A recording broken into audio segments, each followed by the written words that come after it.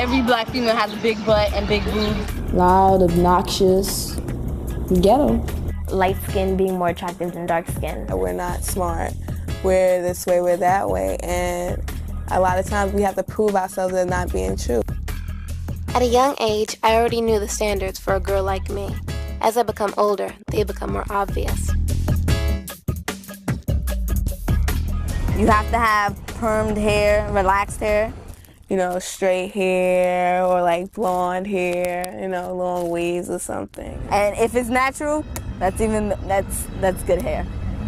Like bad hair is hair you have to relax because it's kinky. Like it's not like appealing to have like natural hairstyles, or like if they are natural, they have to be like the curly head like black girls or something that looks mixed or something. And I remember when I first started wearing my hair natural, at first my mom was okay with it. And she thought it looked nice. And then after like the second day, she was like, oh, stop that. She was like, you're starting to look African. I was like, well, I am African. And that really pissed me off. There are standards that are imposed upon us, like, you know, you're prettier if you're light-skinned. I knew people in the past that just wanted to be light-skinned, not for any particular reason, you know, because they love themselves. I mean, they love themselves except for, you know, the color of their skin. Like my siblings are all lighter than me, and my mom, she's dark-skinned, but she's lighter than me.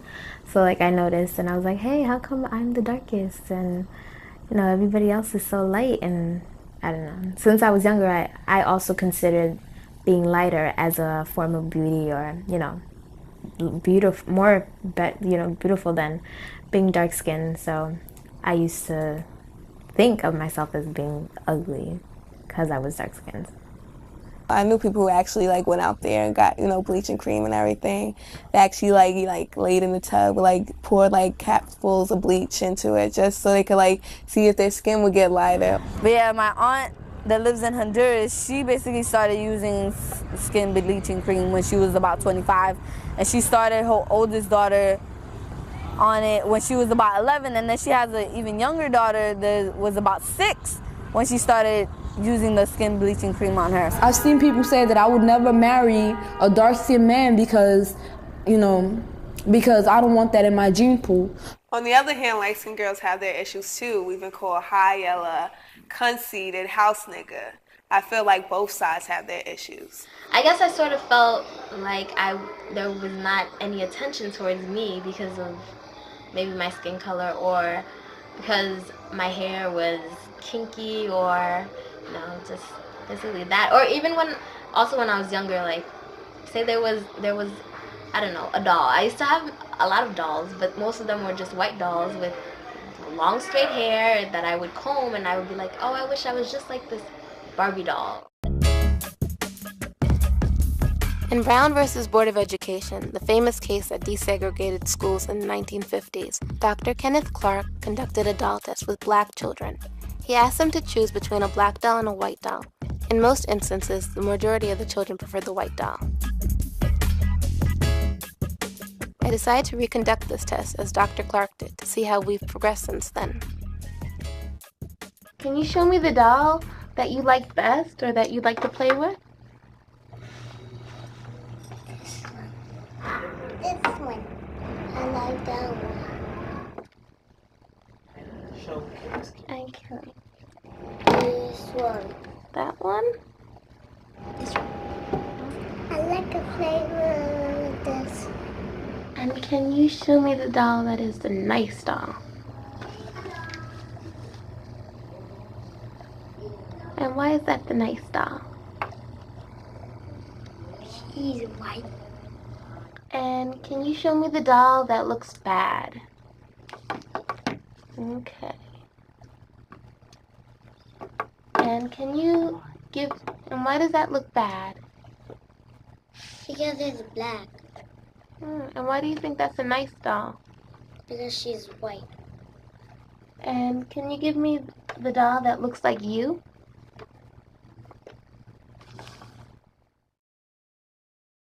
"15 out of the 21 children preferred the white doll. Our ancestors came to this country and they were pretty much ripped out of their culture. You know, they couldn't speak their language. They couldn't, you know, they couldn't be themselves. They had to be like what everybody else told them to be.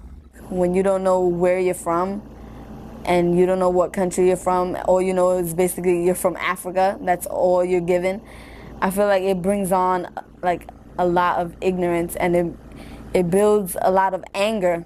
I've seen it build a lot of anger in a lot of black young females.